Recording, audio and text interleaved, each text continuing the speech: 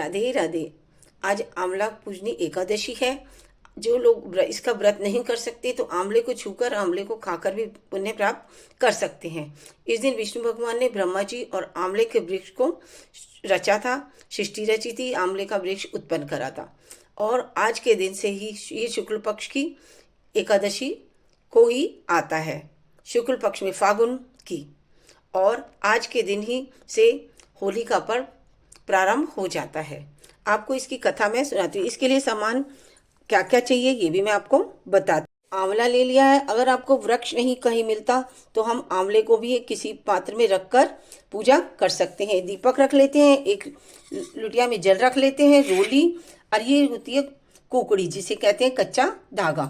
इसकी भी साथ उसका बना लेते हैं, जो हम उसके चारों तरफ उसको पूरते हैं। अब फूल, जिससे हम इसको आंवले की पूजा में चारों तरफ पूरा जाता है पेड़ में। लेकिन पेड़ नहीं है तो हम आंवले से ही पूजा कर लेते हैं। जैसे मैं भी आज आंवले से ही पूजा कर रही हूँ, या कोई डाली मिल जाए तो हम डाली भी मंगा के पूज सकते हैं। किसी गमले में लगा लें, पानी के बर्तन में, लोटे में, किसी में भी लगा के पूज सकते हैं।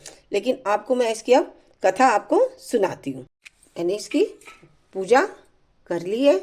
अब मैं इसमें दीपक जला, देखिए मेरे दीपक से इसकी आरती।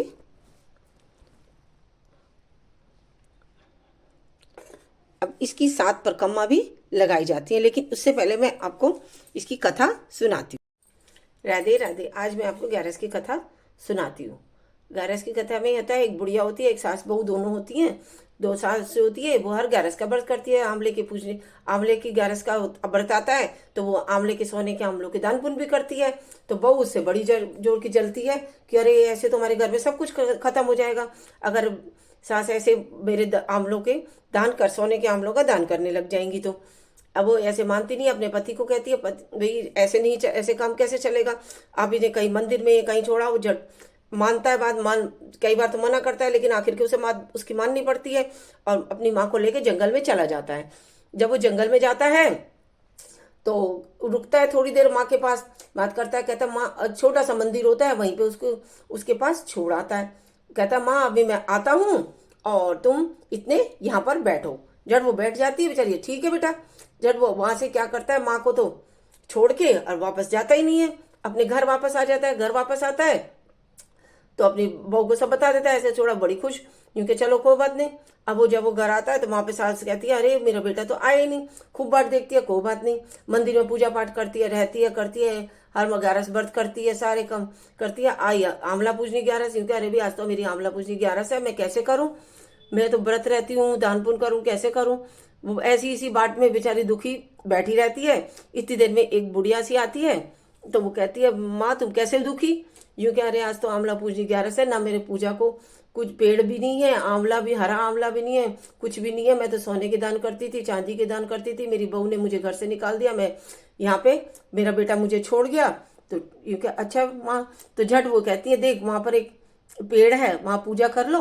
अब वो जैसे ही पूजा करने वहां पर जाती है तो वहां पे उसे पूजा का सारा सामान मिलता है, चांदी सोने के आंवले भी मिलते हैं। वो खूब दान पुण्य कर देती है, और जो मंदिर, छोटा सा मंदिर था, वो तो बहुत बड़ा मंदिर बन जाता है।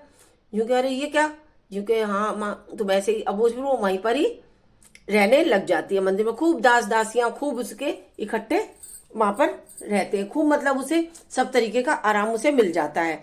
और जब वो आराम मिलता है तो कहती है, ठीक माँ, तुम्हारी बड़ी खुश होती है। जब वो खुश होती है, यूं कह रही, अरे मेरे तो खूब, मैं तो फिर वही दान पुण्य करने लग गई। आया बेटा बेकर, अरे आज तो 11 है, माँ कैसे कर रही होगी, दान पुण्य करती है, रहती है, कैसे रह रही है। तो को बात नहीं, वो आता है, देखता है माँ तो वहां पे मंदिर भी नहीं है, छोटा सा, अब माँ भी नजर नहीं आ रही है, मैं क्या करूं। वो देखता है, जब सबसे पूछता है, यूं कह रहे, हाँ एक है तो सही बुढ़िया, यहाँ पे खूब दान पुण्य कर रही है आंवले की। यूं कह रही, सोने चांदी के आंवले दोनों दान पुण्य कर रहे हैं, ऐसे ऐसे मंदिर में है, वो दान पुण्य कर रही है। यूं कह, अच्छा तो जरूर मेरी माँ होगी। वो जाके देखता है तो वो पहचान जाता है। फिर वो घर आके अपने बहू को बताता है। बहू कहती है, मैं भी उनको देखने जाऊंगी। यूं कहा, ठीक है तुम भी चलना। अब वो जब वो जाता है, सास वो बहू देखती है, वो कहती है हाँ देख लेती है। वो कहती है कि फिर मुझे यहाँ पे मंदिर में अपने काम पे रख लो। तो वो कहती है ठीक है। तो झट उसे रख लेती है। एक दिन वो सास नहा रही होती है, तो झट वो कहती है, आज मैं तुम्हारी कमर रगड़ू। कमर रगड़ती है तो उसके जो आंसू होते हैं उसकी कमर पे गिर जाते हैं। जब उसके आंसू कमर पे गिरते हैं तो वो कहती है, ये क्या बहू, कि ऐसे ऐसे मेरी सास के भी आपकी तरह मस्सा था कमर पे, उसी को देख के मेरी सास की मुझे याद आ गई। तो उस बुढ़िया कहती है, बेटा तू मेरी बहू है, मैं तेरी सास हूँ, वही सास हूँ, वही दान पुण्य कर रही हूँ, वही सब काम कर रही हूँ, मेरे तो भाग में भगवान ने जो करा है वो तो मैं करती आ रही हूँ।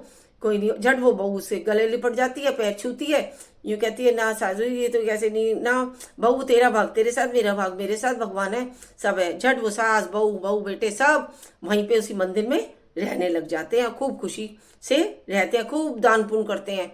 ऐसी कोई वो नहीं आती, ना ही वही सास वही बहू सब एक साथ रहने लग जाते। चांदी की चौकी मोती के हार, जा पे मिराजे मेरे लक्ष्मी गणेश जी महाराज। जय हो 11 माता की।